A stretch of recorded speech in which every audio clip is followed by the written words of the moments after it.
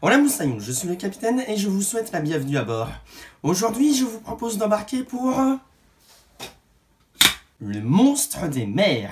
Alors gardez vos hublots ouverts car on est parti. Le monstre des mers, ou The Sea Beast en langue originale, est un film sorti sur Netflix il y a quelques jours et qui est réalisé par Chris Williams. Une personne qui a entre autres travaillé sur Vaiana ou encore Les Nouveaux Héros. Alors autant j'adore encore Vaiana qui est à l'heure actuelle toujours dans mon top 10 de mes Disney préférés, autant Les Nouveaux Héros, bon ben voilà quoi, j'ai failli m'endormir devant, désolé les fans. Mais pour en revenir au film du jour, à savoir Le Monstre des Mers, qu'est-ce que ça raconte? Eh bien, nous allons suivre un chasseur de dragons, un chasseur de monstres. Oui, vous l'aurez noté, il y a quelques similarités physiques avec un autre film d'animation. Ça c'est dit. Un chasseur de monstres donc, qui navigue à bord d'un bateau dont le capitaine l'a recueilli alors qu'il n'était qu'un enfant ayant fait naufrage suite à une attaque de monstres. Il y a des années de cela. Suite à un concours de circonstances, il va rencontrer une jeune fille dont les parents sont morts alors qu'il faisait aussi partie d'un autre équipage de chasseurs de monstres, mais dont le bateau a malheureusement coulé lors d'une attaque de ces monstres.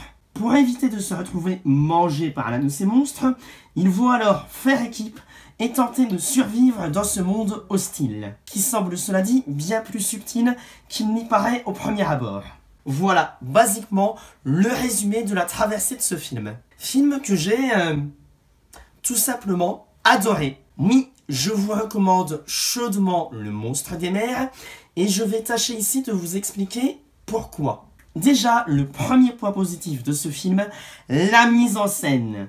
Oui, on sent que les personnes qui ont travaillé dessus ont de la bouteille. Rien que la scène d'introduction en est un bon exemple. Entre la gestion de la caméra, la montée de la tension dramatique, le point de vue d'un jeune garçon abandonné en pleine mer, puis la caméra qui continue de tourner, cette fois-ci avec le point de vue de notre naufragé, pour que nous puissions voir en même temps que lui un navire en flammes, et donc avoir les mêmes émotions que lui lorsque ce dernier regarde ce navire, du génie.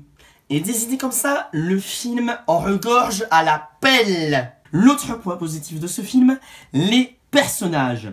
Ils sont tous extrêmement bien travaillés et ne sont jamais ridiculisés. Il y a des moments comiques dans le film, oui, mais jamais au détriment des personnages. Et cet humour sert le scénario, permettant quelques moments de légèreté afin que l'on puisse s'attacher aux 10 personnages. Et ce faisant, lorsque ces derniers sont en détresse, nous avons alors la même émotion qu'eux, car l'humour n'interfère jamais avec les moments sérieux. Et pour le coup, Disney et Pixar devraient un peu plus s'inspirer de ce genre de film, si vous voulez mon avis.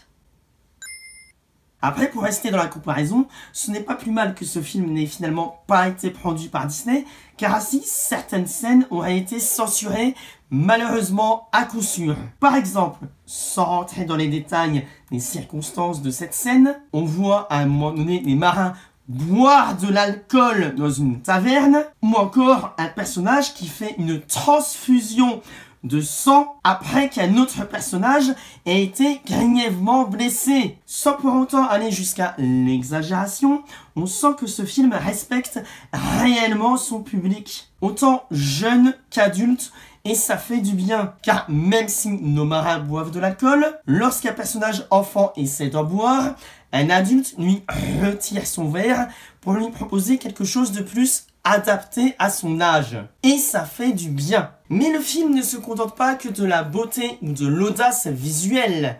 Non, en effet, plusieurs thématiques assez matures sont abordées ici. On a par exemple la représentation de l'histoire avec un grand H et son impact sur les populations présentes, le poids de l'héritage sur la génération actuelle, ou encore l'importance de l'harmonie entre les hommes et la nature. Oui, on a une petite touche Ghibli ici. Et c'est bien mieux traité que leur dernier film. En revanche, si je devais partir dans les chipotages, ce serait une approche peut-être un peu trop académique, diront certains à propos du scénario, mais qui à titre personnel me suffit amplement à avoir mes moments d'émotion, mais pas assez malheureusement pour me faire verser une larme. Hélas. Hello, darkness, my old friend. Le seul réel reproche que je pourrais faire à ce film, c'est de ne pas avoir pu le voir au cinéma. À la place, on a eu Les Mignons 2, Buzz l'éclair, et on va avoir bientôt aussi Crypto et les super animaux. Voilà.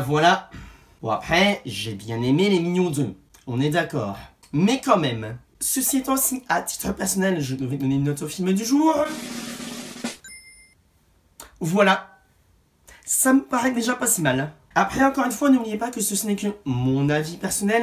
Vous avez parfaitement le droit d'avoir un avis différent du mien, mais dans ces cas-là, n'hésitez pas à me l'expliquer dans les commentaires. Cela dit, si malgré tout je ne vous ai pas convaincu, dites-vous que je ne suis qu'un vieux loup de mer qui a passé un peu trop de temps à naviguer sur YouTube. Et on n'oublie pas le petit pouce bleu, l'abonnement ainsi que le partage sur les réseaux sociaux, ça fait toujours plaisir. Bref, c'était le capitaine qui vous parlait de Psy qui vous dit à bientôt pour une nouvelle traversée, et n'oubliez pas de garder le cap.